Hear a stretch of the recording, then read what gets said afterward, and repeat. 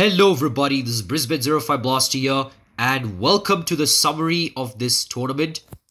As we are actually going to tell you the goal scorers for this game if people haven't watched it, as it's actually the iconic moment. For people who haven't watched it, this is the time I'm going to tell it to you.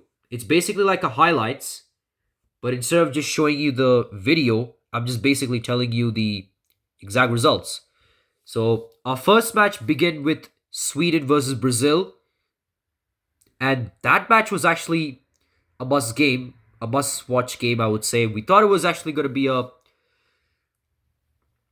very not interested match here, but out of nowhere, Nicholas Alexandersson, the man to step up here for Sweden, scored the goal in the 50th minute, which might have given one of the biggest upsets we've ever seen.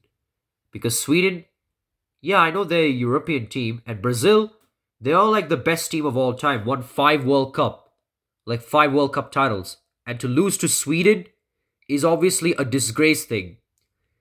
And Sweden would really be happy about this because beating a big nation would really be a big thing here, a big achievement. And by beating Brazil, they move on to the quarterfinals. Our next match was obviously not an upset as Argentina took on Turkey. They actually destroyed them. I know it started 4-0. They actually scored 2 goals to 0. Well, I'm going to tell you because Arden Crespo, he was the man that actually scored not one but 2 goals to book themselves into the quarterfinals. And he's actually one of the best players here for Argentina, but it's only because of the loan moves to a different clubs might have hurted his career. But otherwise, he's actually a standout player here for Argentina. And most likely the underrated players. So, yeah.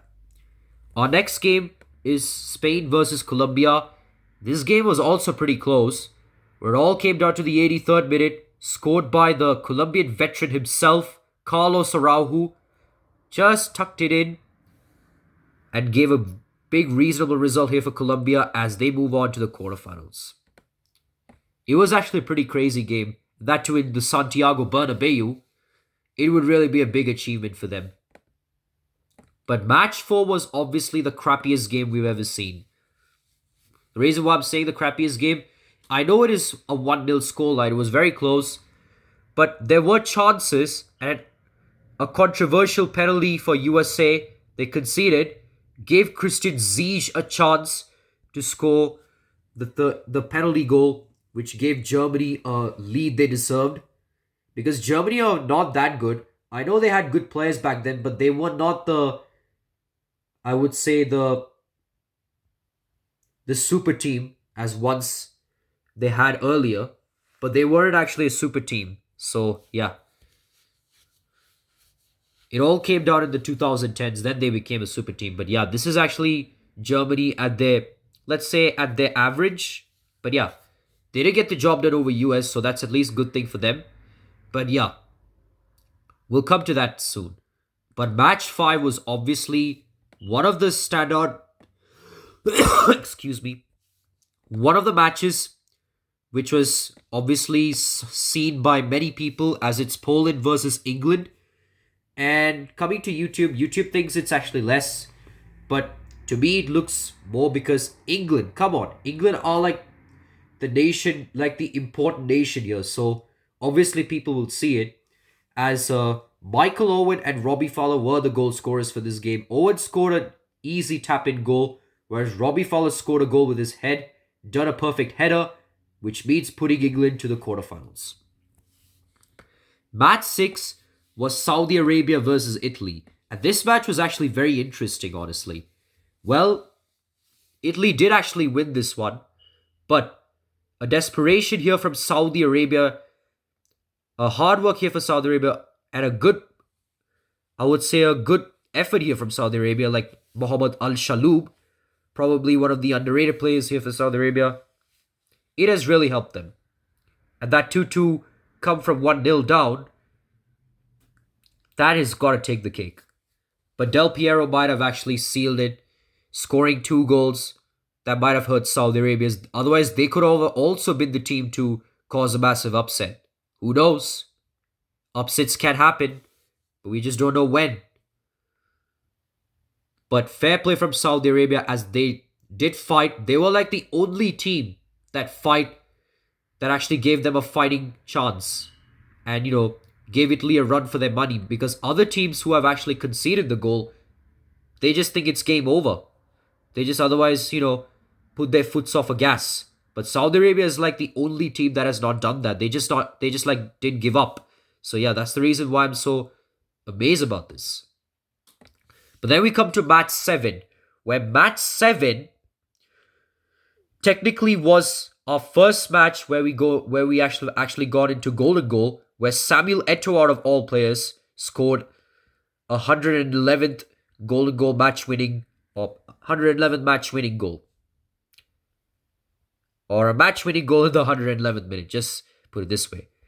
And he's actually one of the best Cameroonian players we've ever seen, because other Cameroon players are decent. Well, we have Roger Milla, but he hasn't done anything after this. He did score like late goals against Argentina, the then World Cup champions.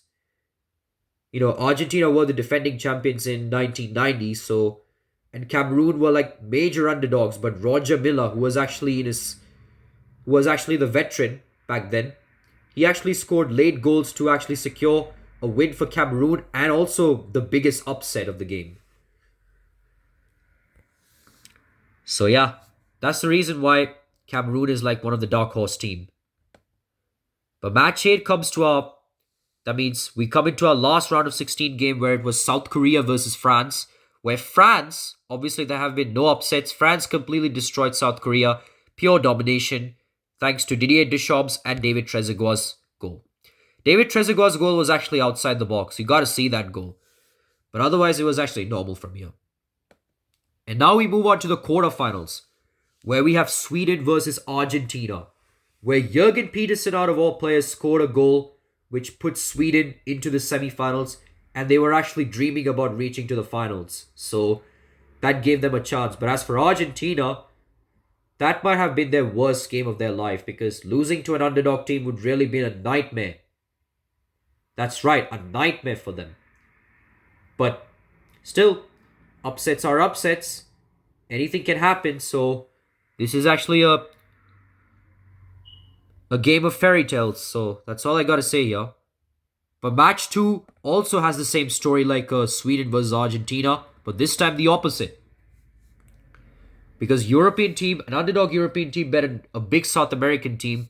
This time, it's an underdog South American team beating a big European team.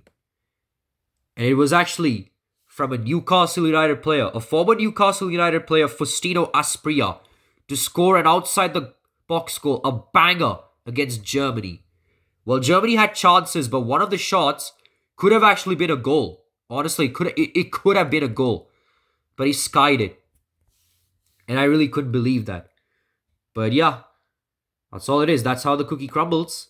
And then we move on to match 3 of the quarterfinals, and that is England versus Italy. One of the best fixtures we have, because both these teams were pretty good. They were decent. England has only won the World Cup. They have never won any Euros, whereas Italy has won 4 World Cups and has won probably, let's say, multiple Euro titles. I'm pretty sure I have memory of them winning the 2020 Euros, but I don't know if they have actually won the Euros from before that. But yeah, Italy have won 4 World Cup titles and multiple Euro titles. That's all I gotta say.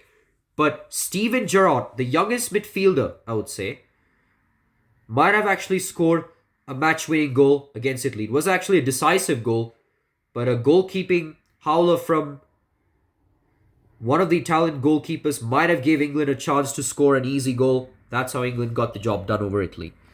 And our next match was Cameroon versus France, as it was Henry's day, because Thierry Henry, an Arsenal striker, scored not 1 but 2, and 2 of these goals were from set pieces.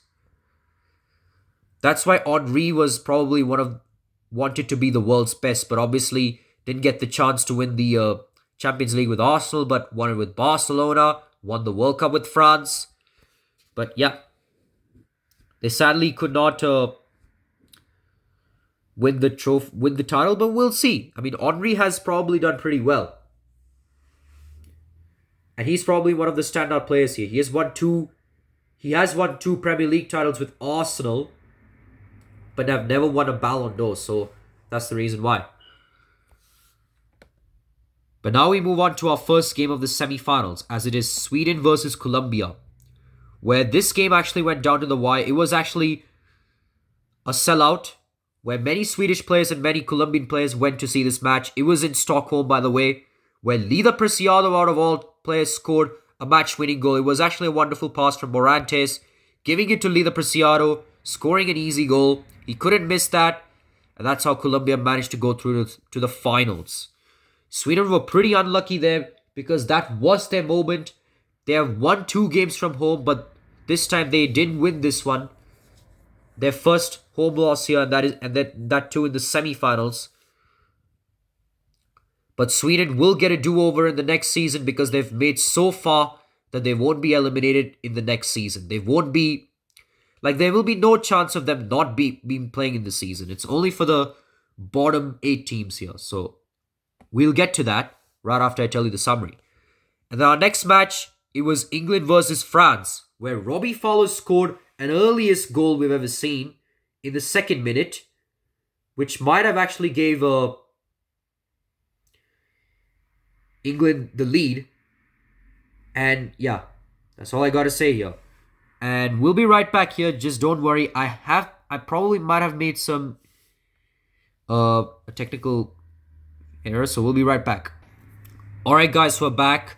Sorry I got a bit distracted here because I did realize I forgot to put the time, the times goal scored from Lida Preciado here. But I've already done it here, so there's nothing to worry. So as I was saying, England scored the earliest goal against France thanks to Robbie Fowler. And at halftime, France decided to change their formation because that wasn't working for them. They did change their formation and it actually worked. They were having so many opportunities, but they couldn't get a single goal. That's why I told you. Saudi Arabia is like the only team that has actually gave any team a fighting chance. So that's the reason why I kind of say that Saudi Arabia would be one of the best underdog teams we've ever seen. But Sweden and Colombia are like the 2 underdog teams that have moved on to the further, they've progressed through to the bigger stages. So I would say Saudi Arabia would be the 3rd best. But yeah, let's see.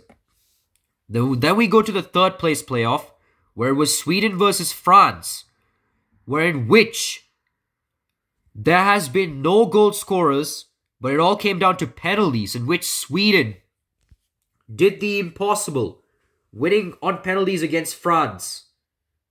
And it was actually very close though, so yeah. I have no words to say here because an underdog beating France, Sweden are like one of the dark horse team. They might be the next Croatia here, but Croatia is like the best here. They have made it to the finals. They made it to the biggest stages, so Sweden are like the best team, but we'll see. And now we have come to the moment of truth, and that's the grand final, where we get to see Colombia versus England. And it was actually one of the best games here, where Michael Owen, out of all players, scored a goal which was actually a match-winning goal, in which England were crowned champions here. But as we can come to the goal part, it was actually a wonderful pass from Robbie Fowler. A wonderful touch here from Michael Owen. Cool, calm, composed. He just managed to score this one. And that's how they managed to win the trophy. And here, that's this one right here. England are the champions of Brisbane05Blaster World Cup Season 1. So, let's get to the top goals. So, don't go anywhere. Alright guys, we're here in the top scorer sheet. So, we're going to go from top to bottom, in which Michael Owen, out of all players, has grabbed the golden boot because obviously he scored that match-winning goal in the final, which made them the champions. So that's why Michael Owen is one of your best players. Robbie Fowler's 2nd, Thierry Henry's 3rd, Hernan Crespo 4th, Del Piero's 5. That means, Alessandro Del Piero also scored 2 goals. So as you can see, I forgot to mention to you that Thierry Henry actually did score 2 goals in that finals video. I forgot to mention him. So as you already saw that, he's already there in the players' stats. And then we come to players who have scored only 1 goal. Jurgen Peterson, Steven Gerrard, David Trezeguet, Faustino Aspria, Samuel Eto'o, Mohamed Al Shaloub, Didier Deschamps, Nicholas Alexanderson, Christian Ziyech, Carlos Araujo, and Lida Preciado. These players have only scored 1 goal. And now, let's go to the teams who will be eliminated for next season. So, yeah. Excuse me, pardon me. So, let's go all the way back up here. Back, there it is. So, the eliminated team will be Republic of Korea, USA, Turkey, and Poland. Because these teams, Poland, Turkey, and Republic of Korea, both lost by 2 goals, whereas USA conceded their goal in the first half. So they are the teams that won't be participating in the next World Cup. So whoever's supporting them, I'm really sorry about that. But they've actually done worse in the round of 16 matches, so it's a ban here for them. They won't be participating in the tournament next season. But congratulations to the other 12 teams who have not been eliminated. That means the teams who have lost in the round of 16 but are still in this will be Saudi Arabia, Chile, Spain, and Brazil. These teams have lost in the round of 16 but not lost by very much. They've give everything. Well, Spain and Brazil are probably like the disappointing teams here, but Chile and Saudi Arabia are like one of the teams that at least can get a chance to be playing in the next season because they at least gave everything. Chile took all the way to golden goal. They lost in the golden goal, whereas Saudi Arabia, they at least scored 1 goal, but it wasn't enough because they lost the game 2 goals to 1. So, yeah. That's all I have to say to you. We conclude our Brisbane05 Blaster World Cup Season 1. I really hope you enjoyed this one. It was actually a wonderful pleasure. It's been a pleasure showing you this wonderful tournament because this tournament has iconic moments, wonderful goals, best plays. What more can you ask for? So yeah, I really hope you enjoy this one. This is Brisbane05 Blaster here, signing off.